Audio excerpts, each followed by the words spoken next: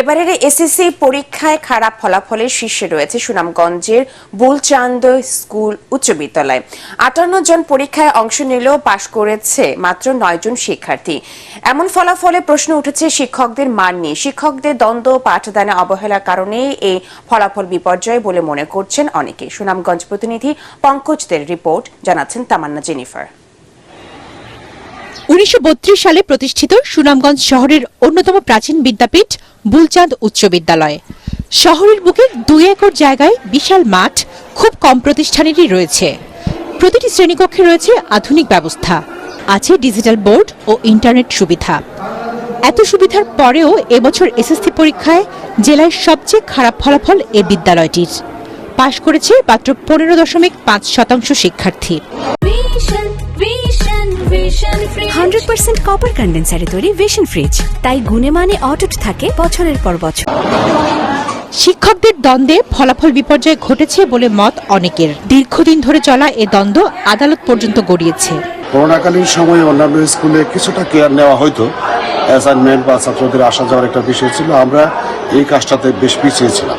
একটা প্রতিষ্ঠান কখন ভালো হয়? তখনই ভালো হবে যখন ছাত্র, শিক্ষক এবং অভিভাবকের সমন্বয়ে যে কোনো কিছু পরামর্শক্রমে করা হয়, তখন কিন্তু এটা সব দিক দিয়ে ভালো হয়। শিক্ষা ও খেলাধুলায় একসময় জেলার অন্যতম ভালো স্কুল ছিল বুলচাঁদ উচ্চ বিদ্যালয়। প্রতিযোগিতা চলত সরকারি জুবিলি উচ্চ বিদ্যালয়ের সঙ্গে। তবে গত কয়েক বছর ধরে ফলাফল নিম্নমুখী। ক্লাসরুমের পেছনের বেঞ্চে জমা ধুলো আর ময়লা দেখে বোঝা যায় অনেকদিন ধরে ক্লাসে আসছে না শিক্ষার্থীরা। কাজ করে তাদের সংসারে বার পোষণ করতে হয়, অনেকের বাবা নাই, গরিব ফ্যামিলি মানুষ, তাদের কাজ করে খেতে হয়, তাই তারা স্কুলে আসতে পারে। ফলাফল খারাপ হবার পেছনে করোনা মহামারীকে দুষলেন প্রধান শিক্ষক। যদিও পাঠদানে শিক্ষকদের আন্তরিকতার অভাবের কথা জানালেন ম্যানেজিং কমিটির সভাপতি। 8 পড়া নেই, করোনায় 7 পড়া নেই, 9 পড়া নেই।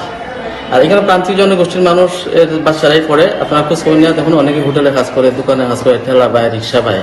শিক্ষকগুলা যারা নিয়োগ হয়েছে তাদের মধ্যে ঠিক উন্নত মানের শিক্ষক এখানে নিয়োগ পাইছে বলে আমার মনে হয় না।